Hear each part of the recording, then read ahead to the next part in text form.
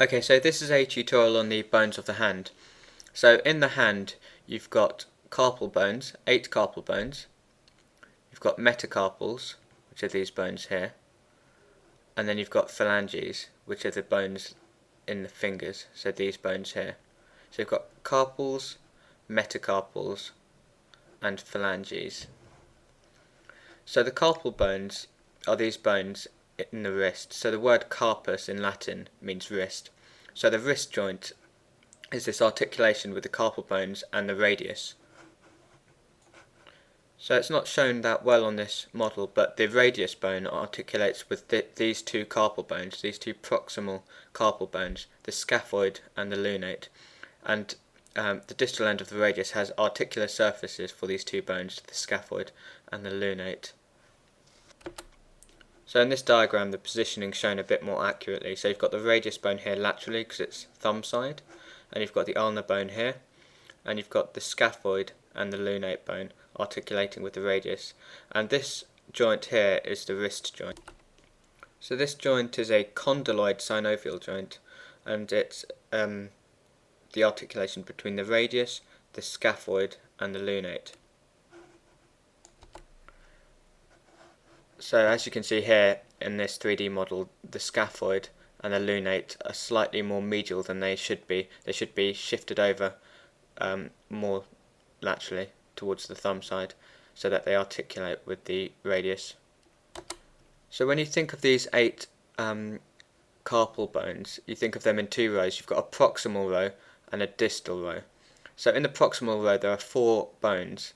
So again, remembering that these should be shifted slightly over laterally, this one would be in these 2 bones would be in the proximal row. So most radial, thumb side, where we've got the scaphoid, so that's lateral. Then we've got the lunate here, just adjacent to the scaphoid bone, and then you've got these 2 bones here. So you've got the triquetral bone, and sitting on top of the triquetral bone you've got this bone here called the pisiform bone. So these are the 4 bones that make up the proximal row. You've got the scaphoid laterally, lunate, triquetral and pisiform.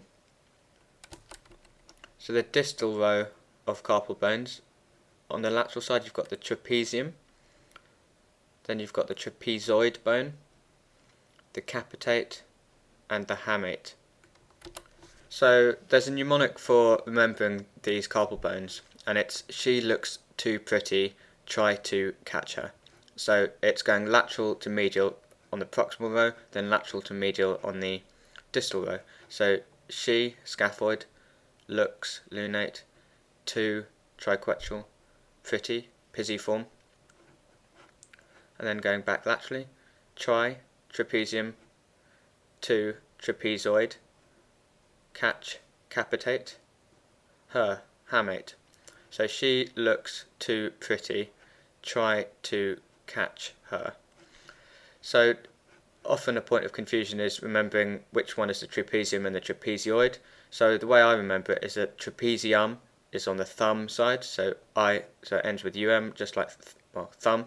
So trapezium is thumb side, and then you've got the trapezoid bone in between the capitate and the trapezium. The capitate bone is called the capitate because the word capitate comes from the Latin head, and it's got this kind of head here which sits between the scaphoid and lunate bones, so that's why the capitate is called that. And I also remember capitate is Latin for head, so it's like the head bone, so it's the biggest bone in the hand, the capitate. And the hamate bone is called the hamate because the word hamus in Latin is hook, so it's got this hook-like process on its volar surface, so that's why the hamate is called the hamate. And you might remember the bone in the skull, the little process called the hamulus, that's that hook-like process. So that's a way of remembering the carpal bones. She looks too pretty, try to catch her. And then trapezium, thumb side, capitate has the head, and it's the head bone, so it's the biggest central bone. And the hamate has this little hook because the word hamus in Latin means hook. So just after the carpal bones, you've got the metacarpal bones. So the prefix meta is Greek, and it means sort of after, around, beyond, adjacent, that sort of meaning. So they are after the carpal bones, they're around the carpal bones, so they're metacarpals, and these sit in the palm of the hand. So I'll just show you. So if you look at the skin, you can see sort of the position they lie, so just before the fingers.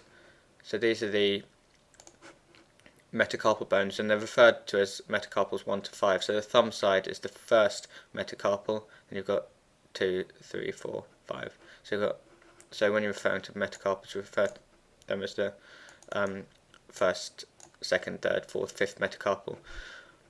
And then these articulate with the phalanges. So the bones of the fingers are called phalanges. So the singular term is phalanx and plural is phalanges. So in the thumb you've only got 2 phalanges. You've got a proximal and a distal phalanx. In the 4 fingers you've got proximal, middle and distal phalanges. And again, this is first, second, third, fourth, fifth phalanges. So often actually you'll hear them referred to as the phalanges of the thumb, index, middle, ring and little finger. So that sort of avoids confusion, because sometimes you might think, oh, is the first one the little one or the thumb?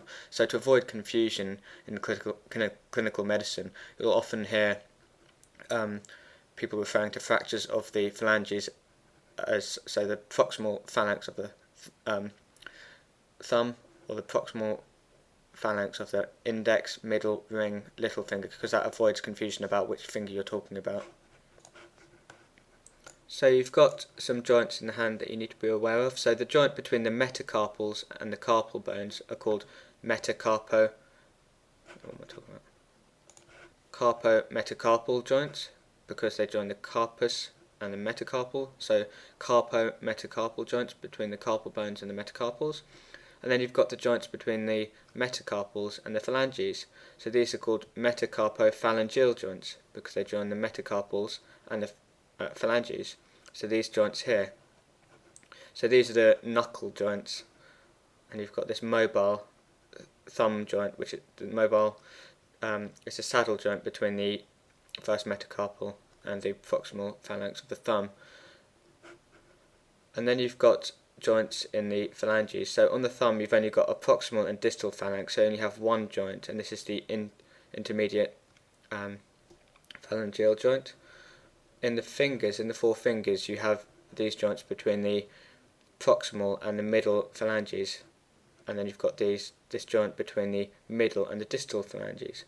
So the first one is called the proximal interphalangeal joint, and the distal joint is the distal interphalangeal joint. So they're referred to as PIPs and DIPs for short, and the metacarpophalangeal joints are referred to as the MCP joints. So in rheumatoid arthritis, you get problems at the metacarpophalangeal and proximal interphalangeal joints, whereas with osteoarthritis you get problems at the distal interphalangeal joints, so the DIPs. So you've got the carpometacarpal joints, the MCP joints at the knuckles, you've got the intermediate phalangeal joint of the thumb, and the proximal interphalangeal joints, the PIP joints, and the DIP, distal interphalangeal joints. One last point to bear in mind, is, which I forgot to mention before, is that the scaphoid bone, it has its blood supply enters it distally. So a fall on the outstretched hand often fractures the scaphoid bone, and something to bear in mind is that because it receives its blood supply distally, if it's fractured, the proximal fragment can die in a process called avascular necrosis. So it's important to be aware of that point. So those are the bones of the hand.